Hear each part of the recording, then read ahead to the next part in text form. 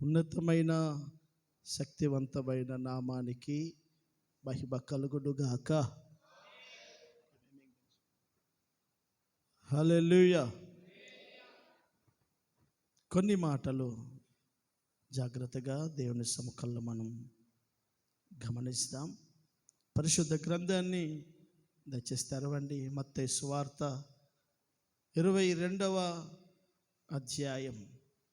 మత్తయి సువార్త 22వ అధ్యాయం ప్రారంభం నుంచి మనం చదువుకుంటూ వస్తాం.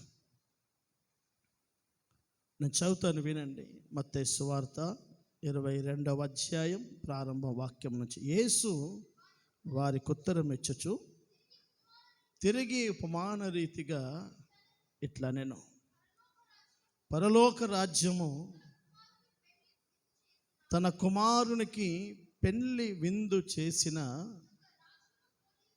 ఒక రాజును పోలి ఉన్నది. ఈ పెళ్లి విందుకు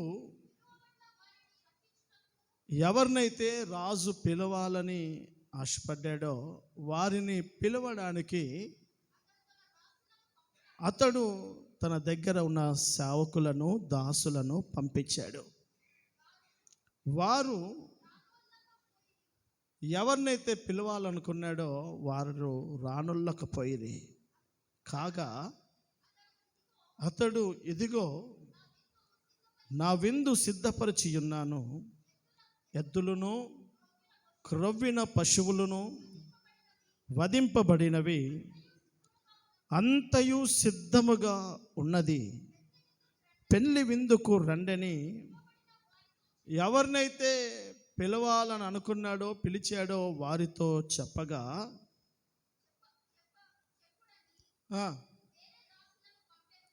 కానీ వారు లక్ష్యము చేయక ఒకడు పొలమునకును మరి ఒకడు తన వర్తకమునకును వెళ్ళిరి. తక్కిన వారు అతని దాసులను పట్టుకొని అవమానపరిచి చంపిరి. కాబట్టి రాజు కోపపడి తన దండ్లను పంపి ఆ నరహంతకులను సంహరించి వారి పట్టణమును తగలబెట్టించెను. అప్పుడతడు పెళ్లి విందు ఇంకా సిద్ధంగా ఉన్నది, కానీ నేను ఎవరినైతే పిలిచానో వారు ప్రయోజకులుగా, యోగ్యులుగా లేరు కనుక మీరు రాజ్య మార్గమునకు పోయి మీకు కనబడిన వారందరినీ పెళ్లి విందుకు పిలువుడని. చాలు. హల్లెలూయా. చూద్దాం, రెండు చేతులు ఎత్తి గట్టిగా హల్లెలూయా. చాలా జాగ్రత్తగా దేవుని యొక్క మాటలను మనం ఆలకిస్తాం. పరలోక రాజ్యం ఇలా ఉంటుంది, ఇలా ఉంటుంది అని అనేక రకములైన ఉపమానాలను ప్రభు ప్రజలకు అర్థమయ్యే రీతిగా చెప్పిన సందర్భాలు సువార్త పుస్తకాల్లో చాలా మనం గమనిస్తాం. పరలోక రాజ్యం విత్తనమును వేసిన విత్తువాడిని పోలి ఉంది అని, పరలోక రాజ్యం పొలములో విత్తబడిన ఒక ఆవ గింజను పోలి ఉన్నదని, అలా అనేకమైన ఉపమానాలు కంపేర్ చేస్తూ పరలోక రాజ్యం ఇలా ఉంటుంది, ఇలా ఉంటుంది, ఇలా ఉంటుంది అని దేవుడు ఉపమానాలు ఉదాహరణగా పోల్చి చాలా సువార్త పాఠాలలో ప్రజలకు అర్థమయ్యే రీతిగా చెప్పినట్టుగా మనం గమనిస్తాం. ఇక్కడ ఒక అద్భుతమైన ఉపమానాన్ని మనం ఈరోజు ధ్యానం చేస్తున్నాం. పరలోక రాజ్యం ఎలా ఉంటుంది అని అంటే, ఒక రాజు ఉంటాడు, రాజుకి ఒక కుమారుడు ఉన్నాడు. ఆ కుమారుని యొక్క వివాహం విందుకు కొంతమందిని పిలిచాడట. ఒక రాజు ఉన్నాడు, రాజుకు ఒక కుమారుడు ఉన్నాడు. ఆ కుమారునికి పెళ్లి విందు చేయాలని తండ్రి ఆశపడ్డాడు. తను ఎవరినైతే ఆ పెళ్లి విందులోకి పిలవాలని ఆశపడ్డాడో వారందరి దగ్గరికి ఇన్ఫర్మేషన్ పంపాడు, ప్రకటన పంపాడు. అయ్యా, నువ్వు వెళ్ళి పలానా బ్రదర్తో, పలానా సిస్టర్తో, పలాని గ్రామం, పలాని పట్టణంకు వెళ్ళి వారిని నా కుమారుని యొక్క పెళ్లి విందుకు రమ్మని రాజు ఆహ్వానిస్తున్నాడు అని చెప్పండి అని చెప్పి సేవకులను పంపాడు. ఈ సేవకులు వెళ్ళి, అయ్యా, మిమ్మల్ని రాజుగారు తన కుమారుడి యొక్క వివాహ ఉత్సవానికి విందుకు మిమ్మల్ని పిలుస్తున్నాడు, మిమ్మల్ని ఆహ్వానిస్తున్నాడు అని పని వాళ్ళు పోయి చెప్పారు.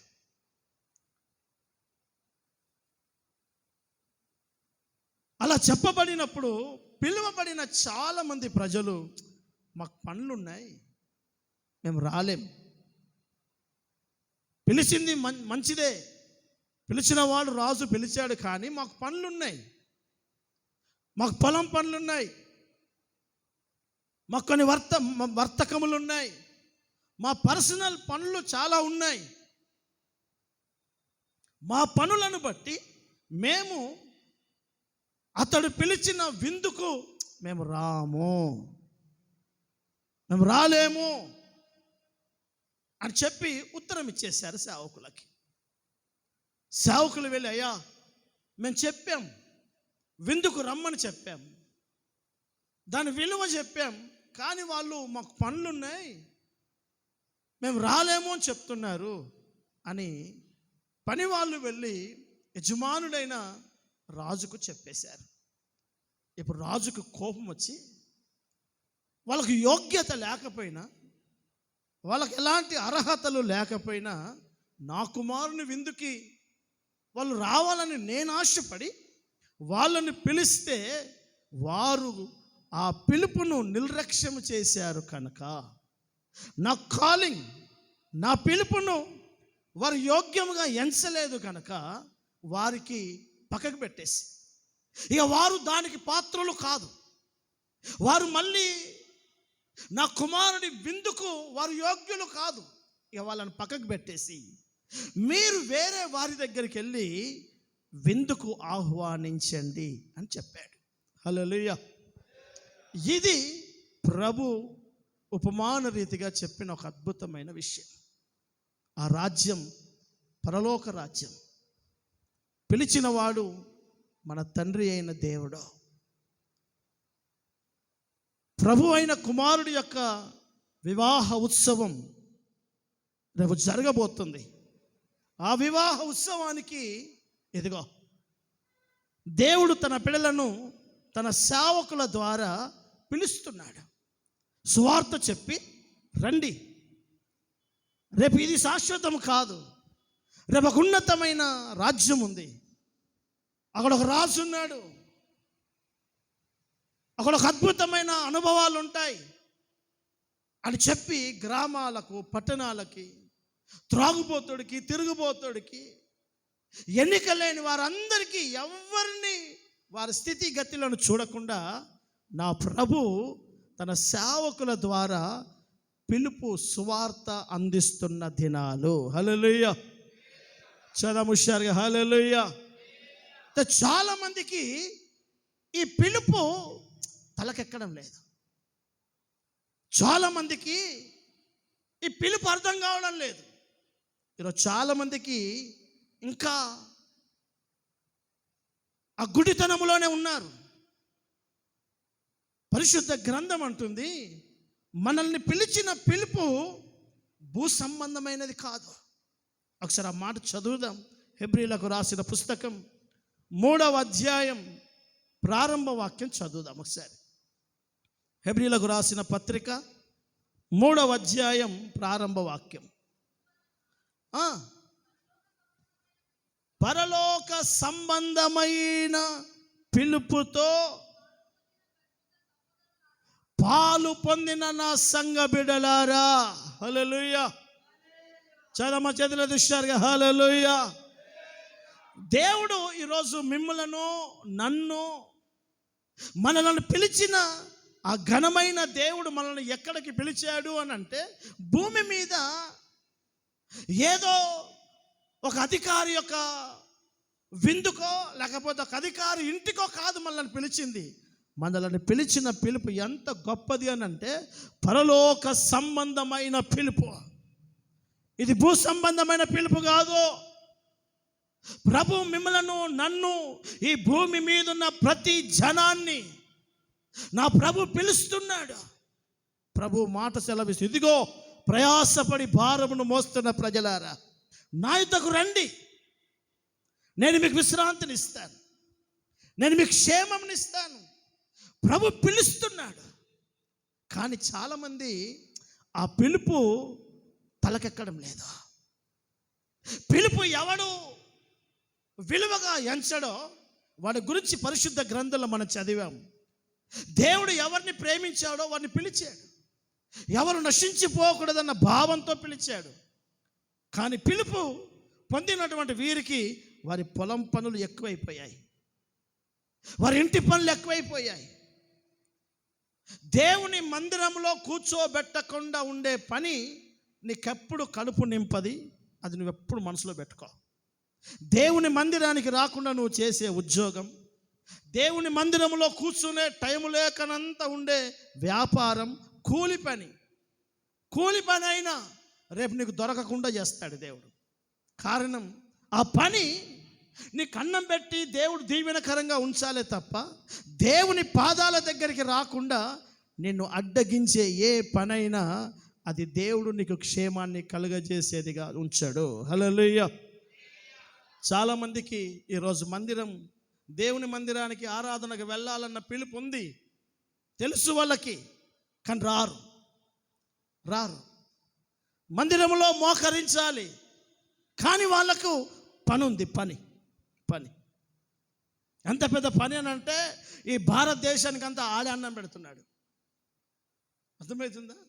భారతదేశం మొత్తానికి వాడి అన్నం పెడుతున్నాడు. వాడి పనికి పోకపోతే కొన్ని లక్షల టర్నోవర్ ఫెయిల్ అయిపోతుంది. అంత పెద్ద పనులు ఉన్నాయి మరి మనలకు. దేవుని సన్నిధానంలో బైబిల్ చెప్తుంది, దేవుని బిడ్డలారా, నీవు పిలిచిన పిలుపును జాగ్రత్తగా దాని విలువను నేను గుర్తించాలి. హల్లెలూయా.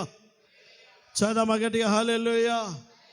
పిలుపు ఎవడు యోగ్యంగా ఎంచుతాడో, ఇదిగో ఇదే మాట దైవజనుడైన కొరింథీ సంఘానికి అపోస్తలుడైన పౌలు రాస్తా అంటాడు, సంగమా, మిమ్ములను పిలిచిన క్రీస్తు యేసు అను తన కుమారుని సహవాసానికి మిమ్ములను ఏ దేవుడైతే పిలిచాడో ఆ దేవుడు నమ్మదగిన దేవుడు. మనల్ని పిలిచిన వాడు మోసం చేసేవాడు కాదు. మనల్ని పిలిచి కొంతకాలం వాడుకొని వదిలిపెట్టేవాడు కాదు. నువ్వు భూమి మీద ఏ మనుష్యుని నమ్మినా ఆ రోజు నువ్వు ఓడిపోవడం ఖాయం.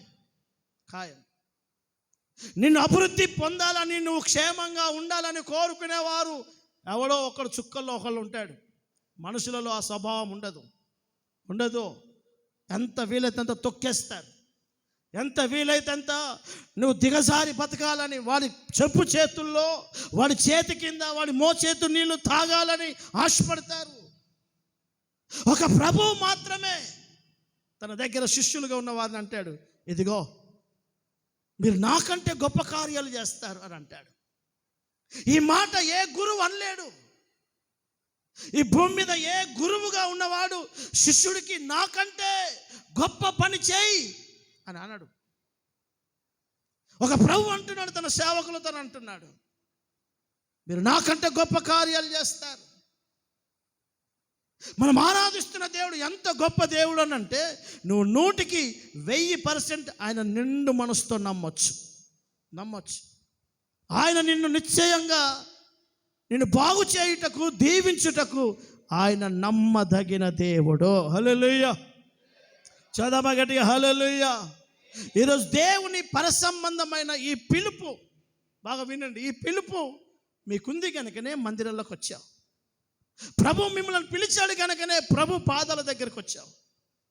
ఎక్కడో బతుకుతున్న మనల్ని ప్రభు ప్రేమించి సువార్త మన ఇంటి గుమ్మం దగ్గరికి తీసుకొచ్చి ఆ సువార్తను అర్థం చేసుకునే అవకాశం ఇచ్చి ఆ పిలుపుకు మనము లోబడి ఈరోజు ప్రభు పాదాల దగ్గర మనం మోకరించాం.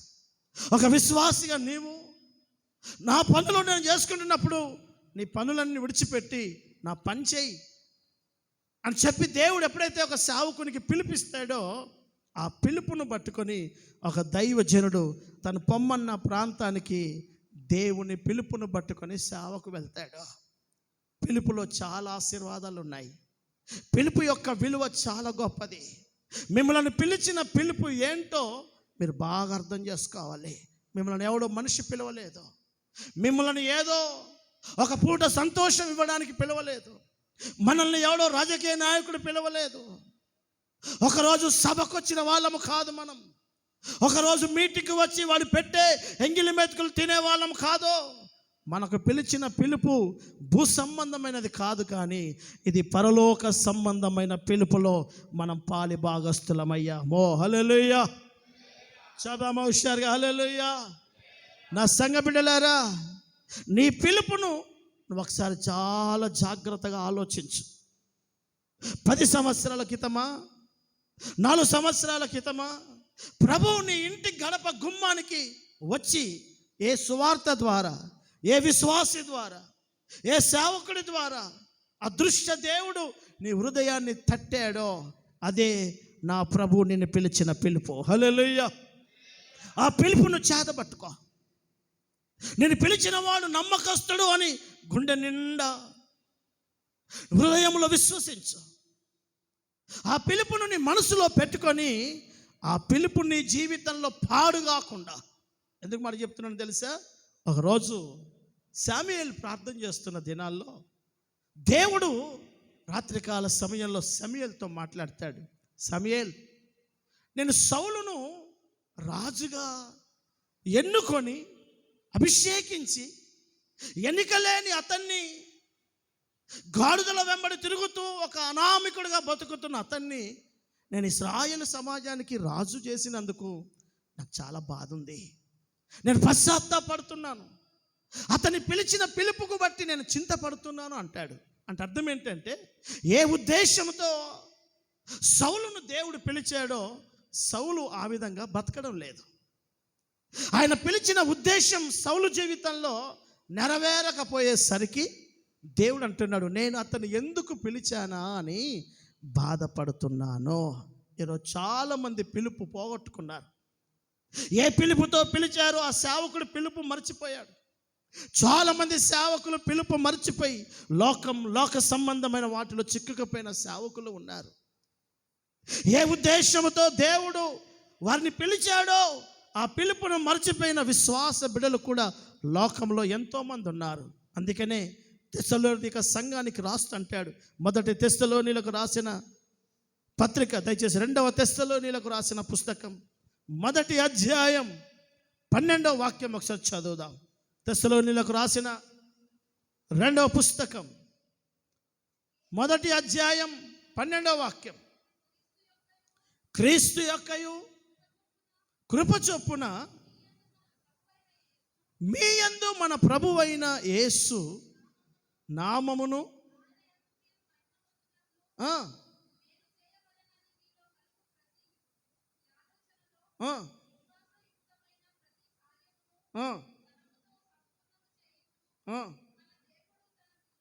మన దేవుడు, నీ దేవుడు తన పిలుపునకు మిమ్ములను యోగ్యులుగా ఎంచునట్లు మీ కొరకు నేను ప్రార్థిస్తున్నాను. తలెత్తండి ఒకసారి. ఒక దైవజనుడు బాధ బాగా వినండి. సంఘానికి సేవకుడు అంటాడు, మిమ్మల్ని ఎందుకు పిలిచాడో ఆ పిలుపు యొక్క విలువ మీకు తెలియాలి. ఈరోజు తెలియకనే కదా మందిరానికి రావు. ఈరోజు పిలుపు యొక్క విలువ తెలియకనే కదా దేవునికి దూరంగా ఉంటారు. ఈరోజు దేవుడు నిన్ను పిలిచిన పిలుపు యొక్క గౌరవం అర్థం కాకనే కదా తుచ్చమైన వాటిలో చిక్కుకుపోయావు. ఆ రోజు నుంచి విశ్వాసులు అలాగున్నారు. అందుకనే దైవజనుడు భారంతో ఉత్తరం రాస్తుంటాడు, సంగమా, మిమ్మల్ని ఏ దేవుడైతే పిలిచాడో ఆ పిలుపునకు యోగ్యత కలిగిన బ్రతుకు మీరు చేయున్నట్లుగా. హల్లెలూయా. చెప్దామా గట్టిగా హల్లెలూయా. ఏ పిలుపు ఏ ఆలోచనతో పిలిచాడో అంటే అర్థమైంది, పిలిచిన వానికి పిలువబడిన వారి పట్ల ఒక ప్రణాళిక ఉంది. చెప్పండి, ప్రణాళిక. నువ్వు వచ్చి చప్పట్లు కొట్టి ఆరాధన చేస్తేనే ఆయనకు ఆరాధన చేసేవాడు దిక్కులేక పిలవలేదు మనల్ని. నువ్వేదో జేబులో నుంచి 100 రూపాయలు వేస్తేనే ఆయన సేవ అంతా జరిగిపోతుంది అన్న భావనతో మనల్ని పిలవలేదు. 24 గంటలు మహిమ కలిగిన దేవదూతలతో ఆరాధించబడుతున్నవాడు ఆయన. నువ్వు నేను వచ్చి ఆరాధన చేస్తేనే, పాట పాడితేనే, ఆదివారం నువ్వు మందిరానికి వస్తేనే ఆయనకు స్తుతి ఆరాధన చేసేవాడు ఎవడు లేడు గనక దిక్కులేక నిన్ను నన్ను పిలిచిన వాడు కాదు. ఎందుకు పిలిచాడో ఆ పిలుపు గురించిన యోగ్యత నీకు అర్థం కావాలి. నేను ఎక్కడో నశించిపోవాల్సిన నన్ను, నా బతుకు నేను బతుకుతున్న నన్ను నాకంటే యోగ్యులు, గనులు, గౌరవం కలిగిన వారు నా గ్రామంలో, నా కులంలో, నా పట్టణంలో ఎందరో ఉన్నారు. నన్నే ఎందుకు పిలిచాడు దేవుడు? నన్నే నా ప్రభు ఎందుకు తన మహిమ కలిగిన పాదాల చెంతకి నన్ను పిలిచాడు? ఒకసారి ఆ పిలుపు వెనుక అదృశ్యంగా దాగి ఉన్న గొప్ప ఉద్దేశాన్ని నేను గుర్తుపట్టాలి. ఈరోజు ఆ గుర్తు లేక రోడ్ల మీద తిరిగే ప్రజలు ఎంతోమంది. ఇక్కడ చెప్పాం కదా, పిలిచిన పిలుపు వెళుతుంటే వాళ్ళు అంటారు మాకు పని ఉంది. ఎప్పటి వరకు చేస్తావు పని? ఎప్పటి వరకు చేస్తావు? ఇంతకాలం చేసావు, నిండలే ఇంకా కడుపు. నువ్వు దేవునికి దూరమై, నీ పిలుపుకు దూరమై నువ్వు చేసే ఏ పనైనా నీకు ఆశీర్వాదంగా ఉండదు. అందుకనే దైవజనుడైన పేతురు అంటాడు, నా సంగమా మీ పిలుపును, మీ ఏర్పాటును ఒకసారి మీరు ఆలోచన చేసుకోండి. మనల్ని పిలిచిన ఉద్దేశాలు మనకు బాగా తెలియాలి. ఊరికే మనం ప్రభు దగ్గరికి వెళ్ళి కూర్చోలేము. ఈరోజు ఆ భావజాలం తెలియక చాలామంది పతనమైపోతున్నారు. అందుకని మొదటిగా నిన్ను పిలిచిన వాడు నమ్మకస్తుడు అన్న సంగతి నువ్వు గుర్తుపెట్టుకో. నిన్ను పిలిచినోడు నీకు మోసం చేయడు. అయ్యా, నిన్ను పిలిచినవాడు నిన్ను వాడుకొని విడిచిపెట్టేవాడు కాదు. నిన్ను పిలిచినవాడు కొంతకాలం నీ పనంతా అయిపోయిన తర్వాత ఇక నువ్వు నాకు అవసరం లేదని చెప్పేవాడు కాదు. ఆయన నమ్మదగిన దేవుడు. నువ్వెవరిని నమ్మినా నమ్మకపోయినా ఆయన నమ్ము, ఆయన ఎప్పుడు నీకు న్యాయం చేస్తాడు. హల్లెలూయా. చదమ గట్టిగా హల్లెలూయా. మీ పిలుపును యోగ్యంగా తయారు చేసుకోండి. ఎందుకురా నేను వీని కొరకు నా రక్తాన్ని కార్చాను? ఎందుకు వీని కోసం ఇంతకాలం కష్టపడ్డాను? ఎందుకు ఈ మనిషి ఇంకా నా పిలుపును విలువ అర్థం చేసుకుంటలేడని ఒక సౌలును గురించి చింతపడ్డట్టుగా దేవుడు నీ కోసం, నా కోసం విచారపడేటట్టుగా మనం బతుకొద్దాం. అందుకని పిలుపు యొక్క విలువను మనం చాలా జాగ్రత్తగా గుర్తుపెట్టుకోవాలి. ఈరోజు మనల్ని ఎందుకు పిలిచాడో మీకు కొన్ని అనుభవాలు నేను పరిశుద్ధ గ్రంథంలో నేను చూపిస్తాను. మొట్టమొదటిగా పిలుపు అనగానే మనకు గుర్తుకొచ్చే మొదటి ప్రణాళిక ఏంటంటే, మన మూల పితరుడైన అబ్రహామును దేవుడు పిలుస్తున్నాడు. బాగా వినండి. అతడు ఒక విగ్రహారాధికుడు, బొమ్మలను తయారు చేసే వ్యక్తి. ఆయన ఎన్నో బొమ్మలను చేసుకుంటూ వ్యాపారం చేసుకుంటూ బతుకుతున్న తన దగ్గరికి ఒకరోజు సర్వశక్తి కలిగిన దేవుడు పిలవడం ప్రారంభించాడు.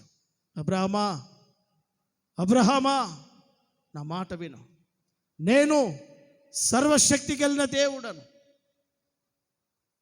అని చెప్పి అతను పిలుస్తున్నాడు. పిలుస్తున్నప్పుడే అతనికి చేసిన ప్రమాణాలు ఏంటో మనం ఒకసారి ఆ మాటలు చదువుదాం. ఆదికాండం 12వ అధ్యాయం ప్రారంభ వాక్యం చదువుదాం ఒకసారి. యెహోవా అబ్రహాంతో అంటున్న మాట, అబ్రహామా, నీవు లేచి నీ దేశము నుండి, నీ బంధువుల యొద్ద నుండి, నీ తండ్రి ఇంట నుండి నీవు బయలుదేరి నేను నీకు చూపించే దేశమునకు నీవు ప్రయాణమై వెళ్ళుము. నేను నిన్ను గొప్ప జనముగా నేను చేసి నేను నిన్ను ఆశీర్వదిస్తాను. నీ పేరును గొప్ప చేస్తాను. నీవు ఆశీర్వాదముగా ఉంటావు. నిన్ను ఆశీర్వదించు వారిని నేను ఆశీర్వదిస్తాను. నిన్ను దూషించు వారిని నేను శపిస్తాను. భూమి యొక్క సమస్త వంశములు నీ నీ ద్వారా ఆశీర్వదించబడతాయి. హల్లెలూయా. అంటే దేవుని ప్రణాళికలో పిలుపులోనే ఆయన డిసైడ్ అయిన మొదటి అనుభవం ఏంటో తెలుసా? మనల్ని పిలిచినప్పుడే ఆయన మనలను ఆశీర్వదించడానికి నిర్ణయించుకున్నాడు. బ్రదర్, నేను ఇంతకాలమైంది దేవుని దగ్గరికి వచ్చి నా జీవితంలో పెద్ద మార్పు ఏమి లేదు అని అనుకోకు. నేను ప్రభు పిలుపు అందుకొని దేవుని దగ్గరికి వచ్చి 10, 20, 4, 5 సంవత్సరాలు అయిపోయాయి. నా కుటుంబ వ్యవస్థలో పెద్ద మార్పు ఏమీ లేదు. నేను అనుకుంటున్న ఆశపడుతున్న ఆశీర్వాదం నేను చూడలేకపోతున్నాను అని చాలా పర్యాయాలు నీ మనసులో కలవరం వేధించుండొచ్చు. కానీ దేవుని వాక్యం అంటుంది, పిలుపు బాగా వినండి, మనల్ని పిలుస్తున్నప్పుడే, అబ్రహామును పిలుస్తున్నప్పుడే ఆయన భవిష్యత్తులో జరిగే ప్రణాళికను నిర్ణయం చేశాడు. నా మాట విని వెళ్ళు, అప్పుడు చూద్దాం తీ అని అనలే. నా మాట విని నువ్వు కనుక బయలుదేరితే చూస్తా, ఒకవేళ మనసుంటే నిన్ను దీవిస్తా, లేకపోతే లేదు అని చెప్పలే. వెంటనే చెప్తున్నాడు, అబ్రహామా నా మాట విను, నేను చెప్పినట్టుగా నువ్వు బయలుదేరు, నేను నిన్ను గొప్పోనిగా చేస్తాను. హల్లెలూయా. చదమ్మ గట్టిగా హల్లెలూయా. నేను నిన్ను ఆశీర్వదిస్తాను, నీ పేరు గొప్ప చేస్తాను, నువ్వు అనేకులకు దీవెనకరంగా ఉంటావు. ఇన్ని ఆశీర్వాదాలు ఎక్కడ ముడిపడి ఉన్నాయంటే పిలుపులోనే దాగున్నాయి. ఆ పిలుపు విని బయలుదేరాడు కనుక అబ్రహాముకు దేవుడు పిలుపుకు తగిన ఫలం ఇచ్చేశాడు. ఒకవేళ ఆ పిలుపు విని, బాగా వినండి, ఆ పిలుపు విన్నాడు వాస్తవమే, కానీ ఆ పిలుపుకు తగినట్టుగా తన అడుగు గనక వేసి ఉండకపోతే, అక్కడే గనక ఉంటే, ఆ పిలుపు యొక్క యోగ్యత విలువ అబ్రహాము గుర్తుపట్టకపోయి ఉంటే ఈరోజు అబ్రహాం అనేవాడు ఎవరో ఎవరికి తెలియదు, ఎవరికి తెలిసేది కాదు. కారణం, దాని అర్థం ఏంటంటే, దేవుని బిడ్డలారా, నన్ను సేవకు పిలిచినప్పుడే, నిన్ను విశ్వాసిగా దేవుని బిడ్డగా తన మందిరానికి నేను పిలిచినప్పుడే నా ప్రభు ప్రణాళికలో ఏముందో తెలుసా? నిన్ను గొప్పనిగా చేయాలని ఉంది. హల్లెలూయా. చెప్దామా హుషారుగా? హల్లెలూయా. ఆ రోజే ప్రణాళికలో ఒక భాగం, ఫస్ట్ ప్రాసెస్. నేను పిలుచుకొని, అర్థమైందని పనంతా ఎలా తీసుకొని చూద్దాం అని అనలే. పిలిచినప్పుడే ఆయన నిర్ణయం చేశాడు, నిన్ను గొప్పనిగా చేయాలని, నీ కుటుంబాన్ని దీవించాలని, నిన్ను ఆశీర్వదించాలని ఆయన పిలుపులోనే నిర్ణయం చేసుకున్నాడు. ఎప్పుడైతే నీ కులం, నీ కుటుంబం, నీ వంశం, నీ గ్రామం, నీకు తోచినట్టుగా నువ్వు బ్రతుకుతున్న దినాల్లో ఎప్పుడైతే దేవుని కృప నీ దగ్గరకు వచ్చి నేను దేవుడను అని తనను తాను ప్రత్యక్షపరచుకున్నాడో, ఆయన మందిరానికి నువ్వు ఎప్పుడైతే రావడం ప్రారంభించావో, నీకు అప్పుడే నా ప్రభు ప్రణాళికలో నిన్ను దీవించాలని స్థిరపడిపోయాడు. ఒకవేళ ఇప్పటికీ దీవెన అందుకోలేకపోవడానికి గల కారణం ఏమైనా ఆ పిలుపు యొక్క విలువ నువ్వు గుర్తెరగకపోవడం కావచ్చు. ఆ పిలిచిన పిలుపు యొక్క విలువ నీకు అర్థం కాకపో ఉండొచ్చు. అందుకని పిలుపు విలువ తెలియక చాలామంది ఏముంది తిన బతుకులో అని చెప్పి లోక సంబంధమైన వాటిలో చిక్కుకపోయి, ఈరోజు మీరు చూడండి, ఈరోజు ప్రభు సముఖంలో మోకరించిన వారు చాలా మందిరాలలో చాలామంది ఉండరు. వాళ్ళకు పనులు ఉంటాయి. నేను మళ్ళీ మీకు ఎందుకు ఈ మాట మీకు గుర్తు చేస్తూ వస్తానంటే, నీ పిలుపు విలువ నీకు అర్థం కానంత వరకు పిలుపులో దాగి అదృశ్యంగా ఉన్న ఆశీర్వాదాలు నీవు అందుకోలేవు. హల్లెలూయా. పిలుపుతోనే అదృశ్యంగా దాగి ఉన్నాయి. అమ్మా, నిన్ను పిలిచినప్పుడే దేవుడు నీ కొరకు నిలువ ఉంచిన దీవెనలు ఉన్నాయి. ఎప్పుడైతే ఆ పిలుపు విలువను గుర్తుపడతావో, ఎప్పుడైతే పిలుపు యొక్క గౌరవాన్ని, దాని యొక్క విలువను నువ్వు గౌరవిస్తావో, ఆ పిలుపులో దాగి ఉన్న ఆశీర్వాదాలు నీ ఒడిలో, నీ కుటుంబంలో నా ప్రభు అందిస్తాడు. అందుకని చాలా పర్యాయాలు పవిత్ర గ్రంథం చెప్తుంది, లోబడనొల్లని ప్రజల వైపు ఇంకనూ దినమెల్ల తన చేతులు చాపుకొని పిలుస్తున్నాడు, ఎదురు చూస్తున్నాడు. ఒక లవోదికీయ సంఘంలో ఉన్న విశ్వాసి వలె సంఘములోనే ఉన్నావు, కానీ ఆయన పిలుపు వాళ్ళకు తలకెక్కదు, కొడుతున్నాడు. సంగమా, లవోదికీయ సంఘమా, ఇదిగో నేను తలుపు వద్ద నిలబడి తడుచున్నాను. నా పిలుపు ఎవడైనా వింటే, ఎవడైనా నా స్వరము వింటే దయచేసి డోర్స్ ఓపెన్ చేయండి. మీ హృదయాన్ని తెరుచుకోండి. మీ జీవితంలోకి నన్ను ప్రవేశింపజేసుకోండి. నీ పనిలోకి నన్ను ఇన్వాల్వ్ చేయండి. నీ కుటుంబంలోకి నన్ను ఇన్వాల్వ్ చేయండి. నేను నీతో ఉంటాను, నీ పనిలో ఉంటాను, నీ కుటుంబంలో ఉంటాను, నీ పిల్లలతో ఉంటాను. నేను నిన్ను ఆశీర్వదిస్తాను. హల్లెలూయా. కానీ సంఘం ఆయన శబ్దం కొడుతున్నాడు, తలుపు కొడుతున్నాడు, కానీ సంఘం శబ్దం వినబడడం లేదు. అని అర్థమైంది. సంఘమే, వినండి, సంఘమే దేవుని పిలుపు వినని సంఘం.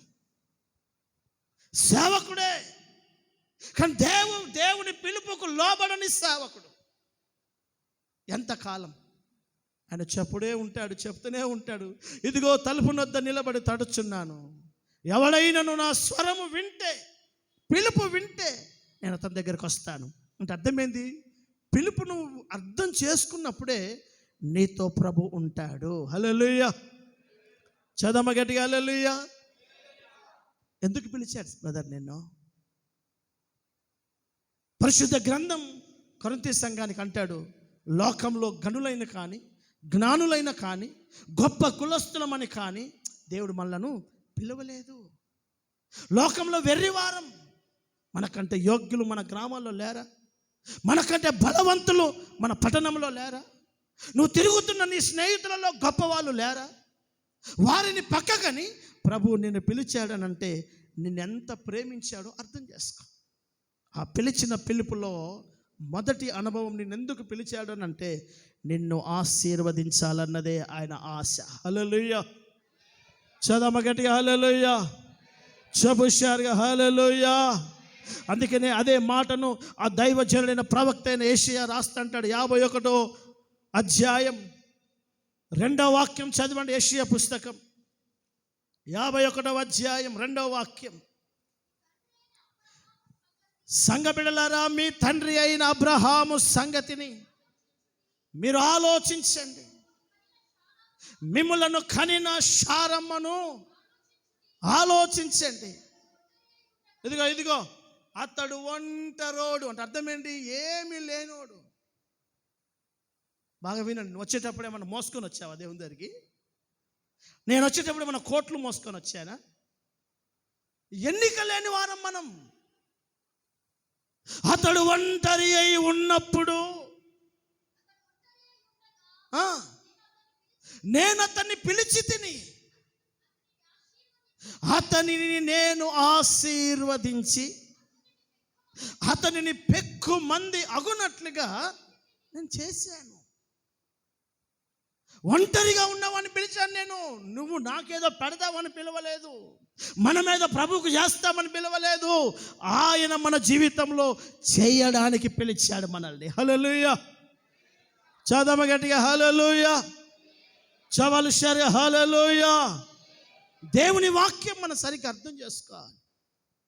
మొట్టమొదటిగా ఆయన మనల్ని పిలిచినప్పుడే మనల్ని ఆశీర్వదించాలన్న భావనతో పిలిచాడు. ఆశీర్వదించడానికి ఆయన సిద్ధంగా ఉన్నాడు. నేను ఆశీర్వదించడానికి ఆయన నమ్మకస్తుడు. కానీ నీ పిలుపును నువ్వు విలువలేనిదిగా ఎంచి, పిలుపుకు తగినట్టుగా ఆయనకు లోబడవు, పిలుపుకు తగినట్టుగా ఆయన మందిరంలో నువ్వు జీవించం, పిలుపుకు తగినట్టుగా ఆయన మాట చెప్పినట్టుగా మన అడుగులు వేయం. అందుకే పిలుపుకు తగిన యోగ్యత మనలో లేకపోయేసరికి దేవుని యొక్క ఆశీర్వాదం మనల్ని మన జీవితంలోకి రావడానికి తొడుగు చేస్తూ వస్తుంది. ఇప్పటికి చాలామంది 20 ఏళ్ళైనా దేవుని దగ్గర దీవించబడకపోవడానికి గల కారణం ఏంటంటే పిలుపు విలువ తెలియక.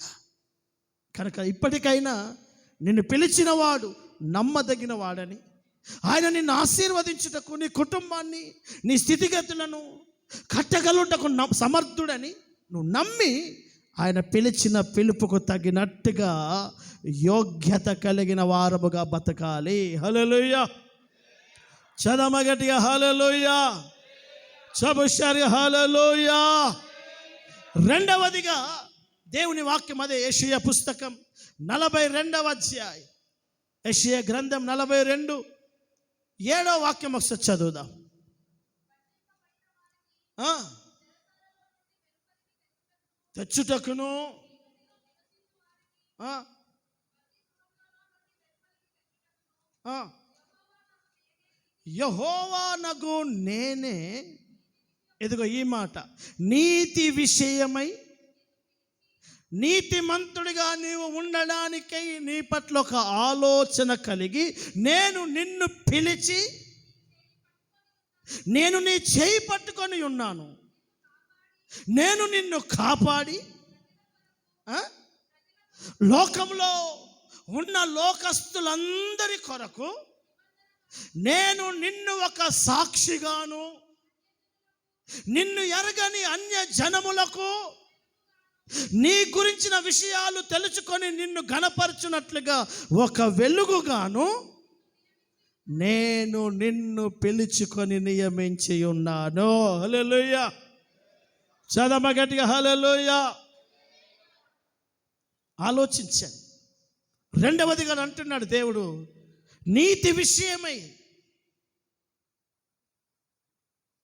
యెహోవానగు నేనే నీతి విషయంలో నిన్ను పిలిచి, ఇదిగో బ్రదర్, నిన్ను పిలిచి నీ చేయి పట్టుకొని, నేనే నిన్ను పిలిచాను, నీ చేయి పట్టుకున్నాను. ఎందుకు పిలిచావు ప్రభువా అంటే, నిన్ను నీ సమాజంలో, నీ కులంలో, నీ కుటుంబంలో, నీ బంధువుల మధ్య, నీ స్నేహితుల మధ్య, నీకు నెలవైన వారందరి మధ్య ఒక సాక్షిగా నేను నిన్ను నిలబెట్టడానికి పిలిచాను.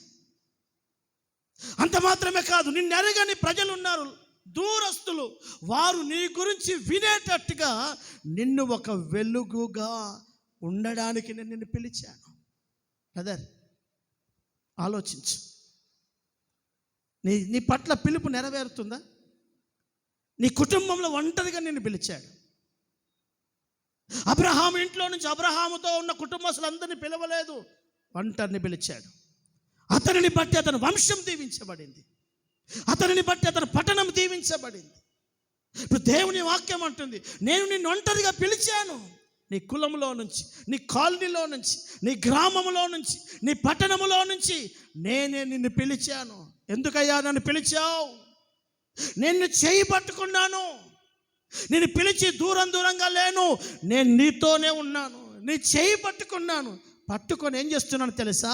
ఈ సర్వ సమాజం ఎదుట, నువ్వు పనిచేసే దగ్గర, ఉద్యోగం చేసే దగ్గర, వ్యాపారం చేసే దగ్గర, చదువుకునే దగ్గర, నీ సమాజం, నీ కులం, నీ కుటుంబం, నీ వంశం, నీవు తిరుగుతున్న ఈ సొసైటీ అంతటిలో నిన్ను ఒక సాక్షిగా, దేవుడు అంటే ఎవరో ఒక తెలియజేసే వ్యక్తిగా, దేవుని కార్యాలు ఎలా ఉంటాయో ప్రజలకు బట్ట బయలు అయ్యేటట్టుగా, అనేక బంధించబడిన ప్రజలను విడిపించబడిన, చెరసాలలో ఉన్న ప్రజలను విడిపించే వ్యక్తిగా నేను నిన్ను నా కొరకు ఒక సాక్షిగా నిలబెట్టుకోవడానికే నేను నిన్ను పిలుచుకున్నాను.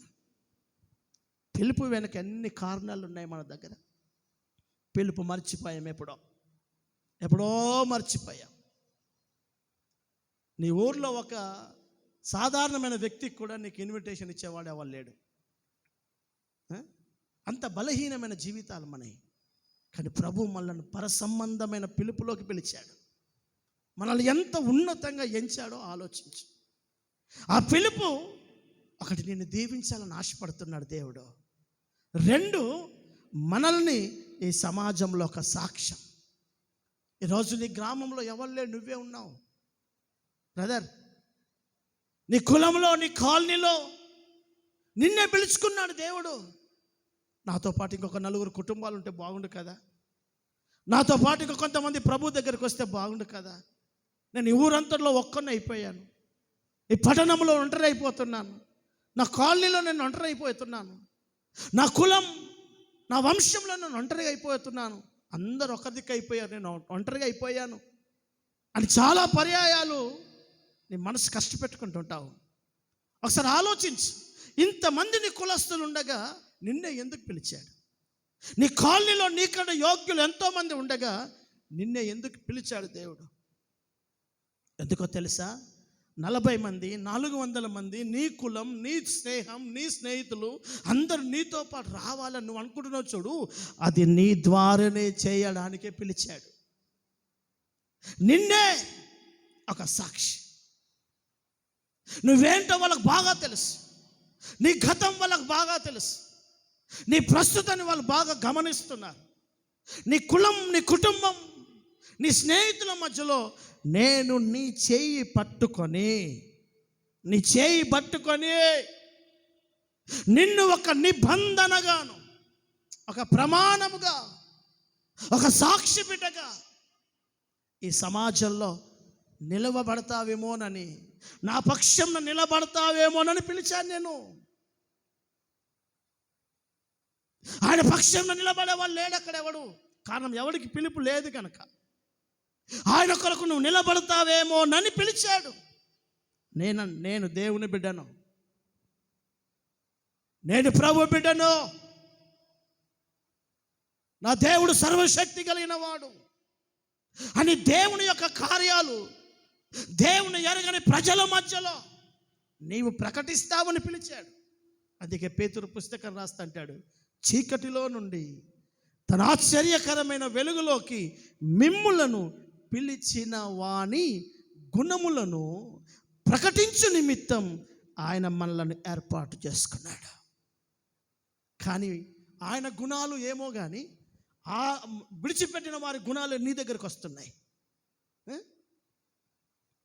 దేవుని గుణ లక్షణాలు నీ సంఘం, నీ సమాజం, నీ కులానికి, నీ స్నేహితులకు చెప్పడానికి నిన్ను పంపిస్తే నీవే వారి గుణాలు నీలోనికి వచ్చేసి నీవే వారిలో కలిసిపోయావు. లోకమును దేవుని వైపు తిప్పాల్సిన సంఘమే లోకం వైపు వెళ్ళిపోయి. మొన్నటి దినం సోషల్ మీడియాలో ఒక వీడియో చూశాను. యేసు ప్రభుల వారు బొమ్మ ఇలా పడుకొని ఉంటే, దేని మీద? 7 శిరస్సుల పాము మీద ఇలా పడుకొని ఉంటే, ఆ సర్పపు యొక్క పాము తల. ఈ ఫోటో ఎక్కడో చూసినట్లేదు మనకు. ఈ ఫోటో ఎలా వేశారు? ఇదేంటి ఇట్లా విచిత్రంగా ఉంది? లోకములోకే సేవ వెళ్ళింది, లోకములోకే సంఘం వెళ్ళింది. నీవు నీ కులస్తులతో కలిసిపోయావు, నీవు నీ స్నేహితులతో కలిసిపోయావు. త్రాగుబోతులో మార్చాల్సిన నువ్వే తాగుబోతుడు అయిపోతున్నావు. స్నేహితులకు సువార్త చెప్పడానికి నిన్ను ప్రభు ఏర్పాటు చేసుకుంటే నీవే స్నేహితులు చెప్పింది విని మందిరానికి మానేస్తున్నావు. స్నేహితులను మందిరానికి తేవడం ఏమో కానీ మందిరం విడిచిపెట్టి స్నేహితుల పెళ్ళికి వెళ్ళిపోతున్నాడు వీడు. స్నేహితుడి వివాహం కోసం ఆరాధన విడిచిపెడతాడు ఈ మనిషి. అంటే స్నేహితుడిని దేవుని వైపు తిప్పి దైవికమైన కార్యాలు, దేవుని ఎరగని స్నేహితులకు నా కొరకు సాక్షిగా నిలబడతాడని దేవుడు నేను పిలిస్తే ఈ మనిషే వాళ్ళ వైపు తిరిగిపోయాడు. పిలుపు యొక్క విలువ తెలియక, పిలుపు యొక్క గౌరవం గుర్తుపట్టలేకున్నారు. పిలుపు విలువ తెలియకపోతే ఏంటో తెలుసా? మనం మొదట చదివిపించాను మీకు. ఇక వారు పాత్రులు కారు, వారు ప్రభు రాకడలో నిలబడడానికి యోగ్యులు కాదు. హల్లెలూయా. సేవకుడిగా నాకు ఒక పిలుపు ఉంటుంది. పిలుపు లేకుండా సేవ చేయకూడదు. ఒక విశ్వాసిగా దేవుడు మిమ్మల్ని పిలిచాడు కనుకనే ఆయన మందిరంలో ఉన్నారు. నేను ఎలా పిలిచాడో పిలుపు ఒకసారి గుర్తు చేసుకో. ఎప్పుడు పిలిచాడో, ఎలా వచ్చావో గుర్తు చేసుకో. పిలిచిన వాడు దేనికోసం పిలిచాడు, నువ్వు దేనికోసం పరిగెత్తుతున్నావు, దేనికోసం బ్రతుకుతున్నావు ఆలోచించేస్తా. నేను పిలిచిన వాడు నిన్ను దీవించాలని పిలిచాడు. 2, నిన్ను పిలిచిన వాడు నిన్ను సమాజంలో ఒక సాక్షిగా ఉండడానికి పిలిచాడు. ఈరోజు నీ సాక్ష్యం ఎంత? నీ కుటుంబంలో నీ సాక్ష్యం ఏంది?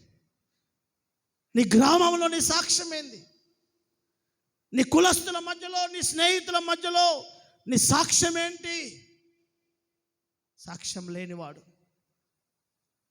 అంటే అర్థమైంది, పిలుపు నిర్లక్ష్య పెట్టేశాడు. దేవుని యొక్క ప్రాసెస్ వాడు పోగొట్టేసుకున్నాడు. పల్లెటూళ్ళలో పొలాలలో దిష్టి బొమ్మ పెడతారు. ఎందుకంటే 24 గంటలు మనం వాటిని కాయలేం కనుక సేమ్ మనుషుల్లాగా వీడు వేసుకున్న ఒక జుబ్బా, ఒక తెల్ల బట్టలు. దిష్టి బొమ్మకు దరిదాపు 90% తెల్ల బట్టలే ఎత్తారు.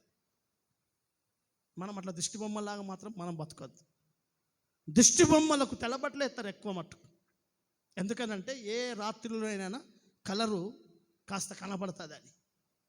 ఆ తెల్ల బట్టలు వేసిన ఆ దిష్టి బొమ్మ వందలాది పక్షులు ఆ పొలం ఆ చేని మీదకి వస్తే కనీసం ఈ దిష్టి బొమ్మ సౌండ్ చేయకపోయినా, 100 పక్షులను ఎల్లగొట్టకపోయినా 10 పక్షులనైనా ఖచ్చితంగా ఇది భయపెట్టి పక్షి వాలకుండా చేస్తుంది. ప్రాణము లేని దిష్టి బొమ్మ ఆ దిష్టి బొమ్మను పెట్టిన యజమాని తోటను కొంతైనా కావలిగా వస్తాయి. హల్లెలూయా. కానీ మన ద్వారా ఆ ఘనమైన దేవుని పనిలో ఆ మాత్రపు పని కూడా జరగకపోతే ప్రయోజనం లేదు. ఆలోచించు. నేనే నీ చెయ్యి పట్టుకున్నాను, నిన్ను కాపాడాను. ఎందుకు తెలుసా? నువ్వు నాకేదో చేస్తావని కాదు, నేను సమాజంలో ఒక సాక్షిగా ఉంచడానికి పిలిచాను. ఈరోజు సంఘం సాక్ష్యం కోల్పోయి, సేవకుడు సాక్ష్యం కోల్పోయి, సమాజంలో విశ్వాస బిడ్డలు గ్రామంలో, కులంలో, కుటుంబంలో సాక్ష్యం లేక దేవుని పిలుపును పాడు చేసుకున్న వారు కోకొల్లలుగా ఉన్నారు. ఈరోజు మనల్ని పిలిచిన పిలుపును ఒకసారి మనం అర్థం చేసుకుందాం. మూడవదిగా పరిశుద్ధ గ్రంథం బోధిస్తున్న పిలుపు యొక్క విలువ ఏంటంటే, అంత్యొక అనబడుతున్న ఒక సంఘం ఉంది. పరిశుద్ధ గ్రంథం యొక్క లెక్క ప్రకారం మొదటి క్రైస్తవ సంఘం.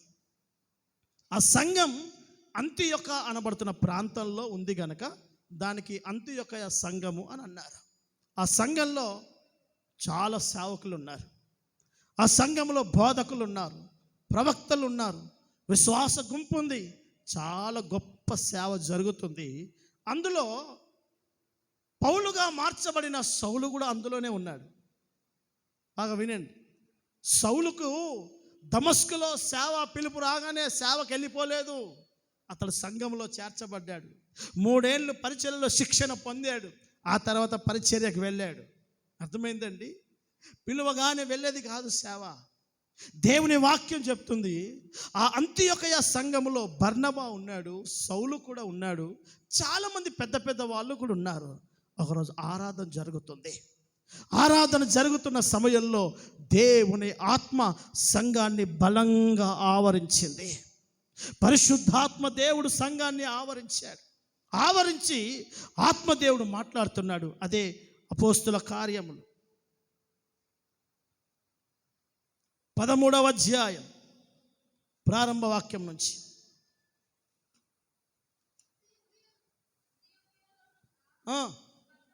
సంఘములో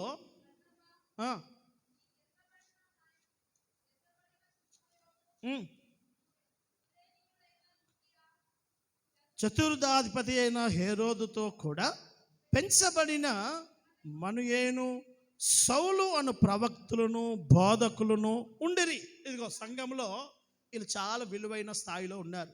వీళ్ళతో పాటు సంఘం కూడా ఉంది.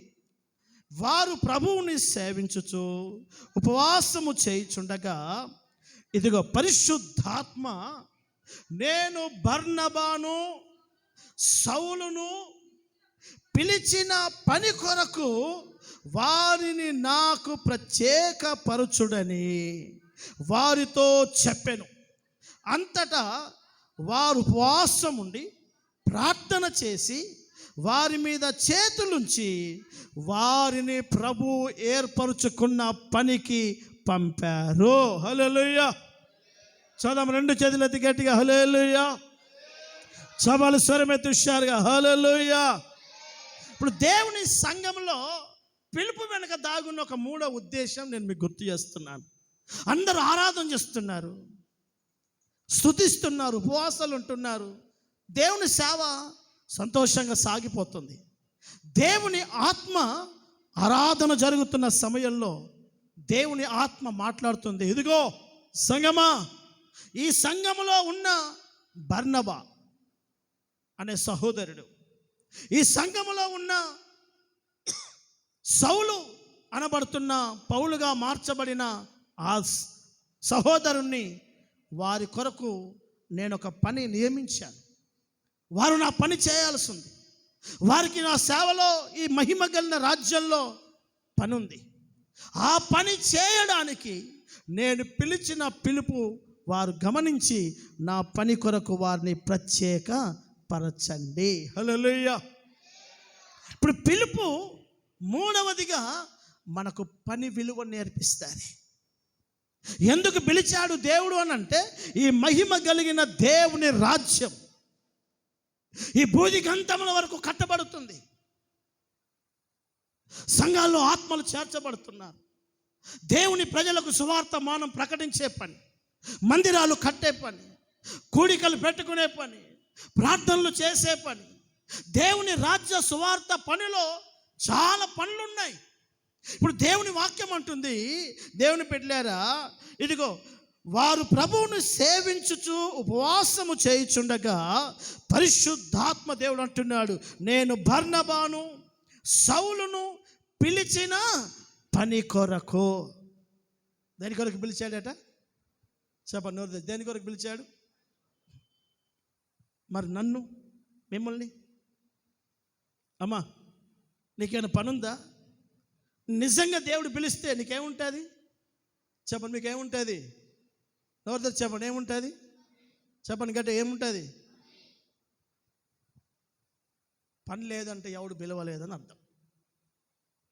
పరిశుద్ధ గ్రంథంలో ఒక యజమానుడికి ఒక ద్రాక్ష తోట ఉంది.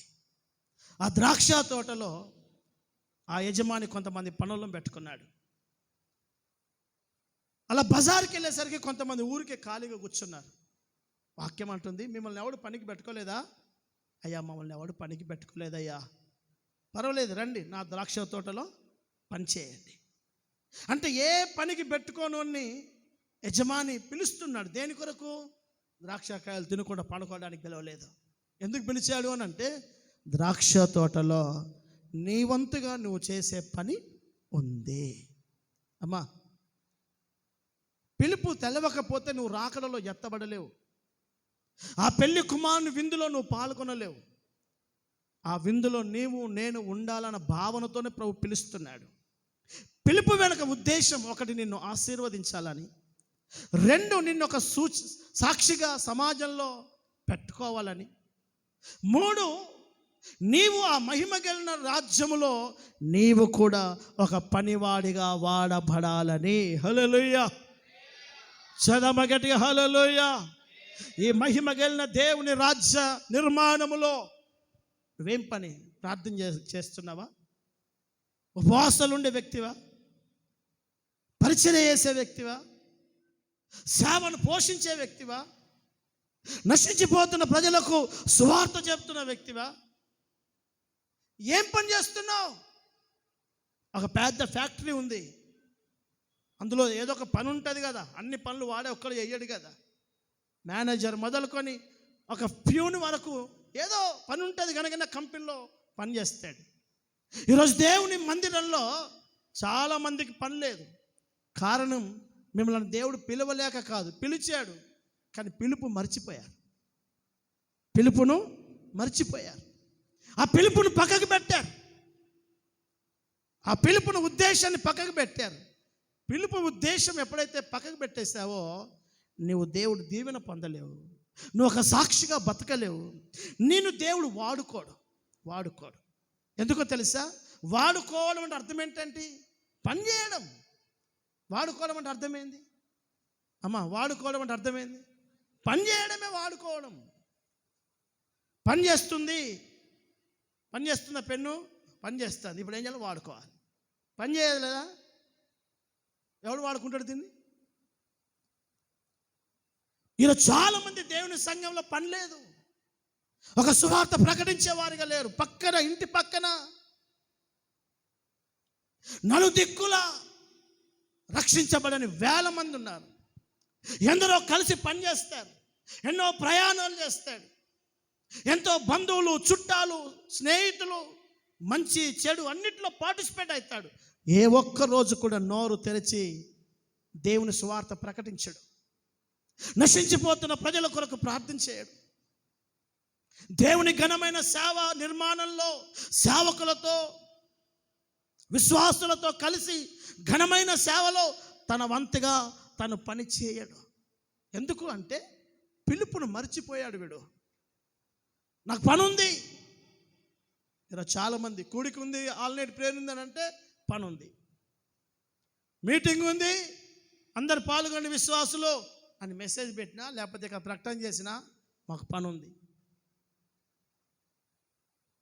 ఇప్పుడు ప్రశ్న ఏంటంటే, మీకు ఎప్పుడు పని ఉండదో చెప్తే, నీకు ఎప్పుడు పని ఉండదో చెప్తే అప్పుడు నువ్వు నేనే ఆల్రెడీ చేద్దాం. పని ఎప్పుడు ఉండదో, మరి నీకు పని ఎప్పుడు ఉండదో, నీకు పని ఎప్పుడు ఖాళీగా ఉంటావో చెప్పండి. దేవుని వాక్యం, దేవుని సన్నిధానంలో నీకు బతికినంత కాలం భూమి మీద పనులు ఉంటాయి.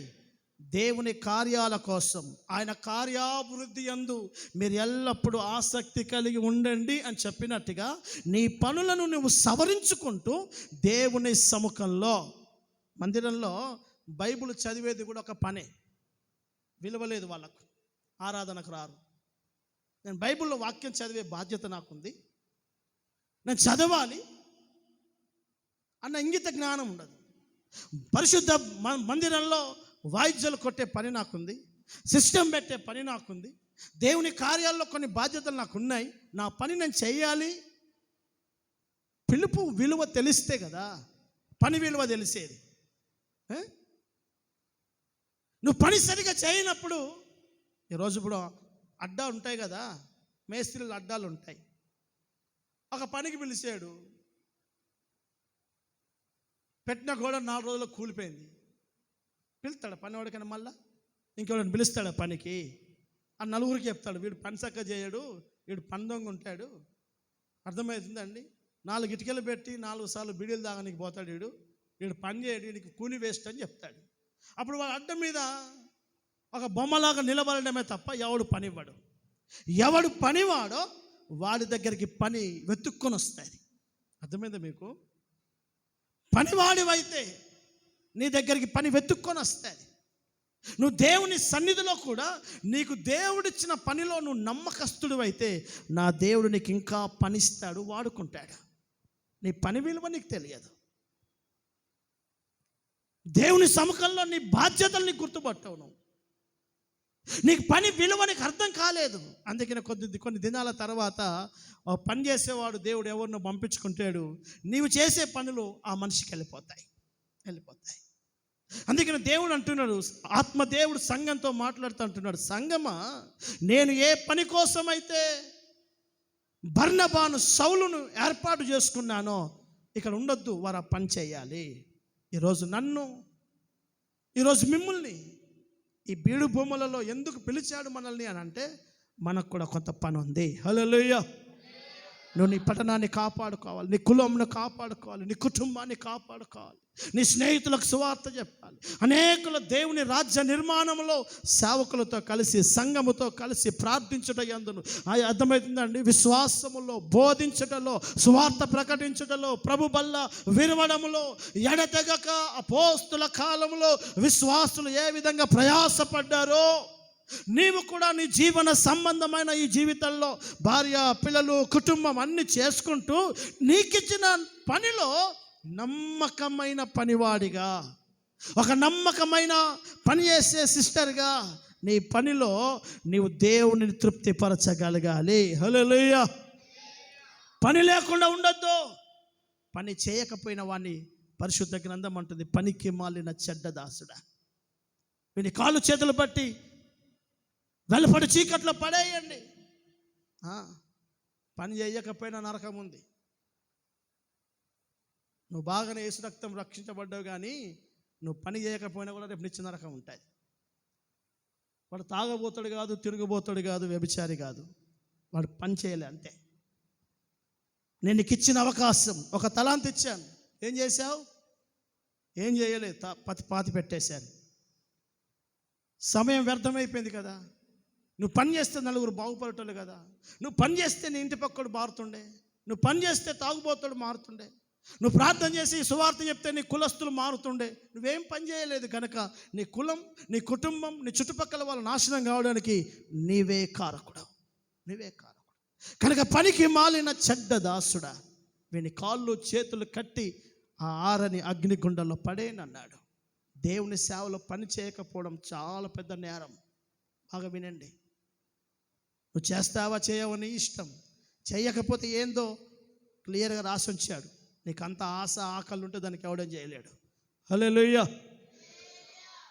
పని కోసం పిలిచాడు మనల్ని, సాక్షిగా ఉండడానికి పిలిచాడు, ఆశీర్వాదంగా ఉండడానికి పిలిచాడు. చివరిగా ఒక మాట, తెస్సలోనీయులకు రాసిన పుస్తకం, మొదటి పుస్తకం 4వ అధ్యాయం 7వ వాక్యం. మొదటి పేతురు పుస్తకం 1వ అధ్యాయం 16వ వాక్యం. చదవండి త్వరగా. తెస్సలోనీయులకు రాసిన మొదటి పుస్తకం 4వ అధ్యాయం 7వ వాక్యం. పరిశుద్ధులుగాగుటకే దేవుడు మనలను పిలిచెను, కానీ అపవిత్రులుగా బతకడానికి ఆయన మనలను పిలవలేదు. అమ్మా, ఎందుకు పిలిచాడు? పరిశుద్ధంగా బతకడానికి పిలిచాడు. తన ప్రజలు భూమి మీద పరిశుద్ధమైన స్వాస్థ్యమని, పరిశుద్ధతలో బతికే ఒక గుంపు తన కోసం నిలబడి ఉంటుందని, లోకంలో చీకటిలో నుంచి వచ్చిన మనల్ని అనేక పద్ధతులు, ఆశలు, ఆలోచనలు అనుభవించి లోకంలో నుంచి దేవుడు మనల్ని పిలుచుకున్నాడు. కనుక దేవుని కొరకు ఒక స్వాస్థ్యంగా పరిశుద్ధత కలిగిన సంఘముగా రోజు రోజు రోజు మారి పరిశుద్ధమైన గుంపుగా మారడానికి ప్రభు మనల్ని పిలిచాడు. హల్లెలూయా. చదవ గట్టిగా హల్లెలూయా. ఇక్కడికి వచ్చి పాడు కావడం కాదు, ఇక్కడికి వచ్చి చెడిపోవడం కాదు, ఇక్కడికి వచ్చిన మార్పు లేకుండా బతకడం కాదు. ఇప్పటికి చాలామంది క్రైస్తవ సమాజాల్లో, ఏ బాబు కూర్చో, ఇప్పటికి చాలామంది క్రైస్తవ సమాజంలో కనీసం తినే అంబారు కూడా మానుకునే వాడు ఉన్నారు. మారరు. అందుకే పేతురు పుస్తకంలో రాస్తా అంటాడు, ఆ మాట చూడండి ఒకసారి. మొదటి అధ్యాయం 16వ వాక్యం నుంచి. మొదటి పేతురు పుస్తకం మొదటి అధ్యాయం.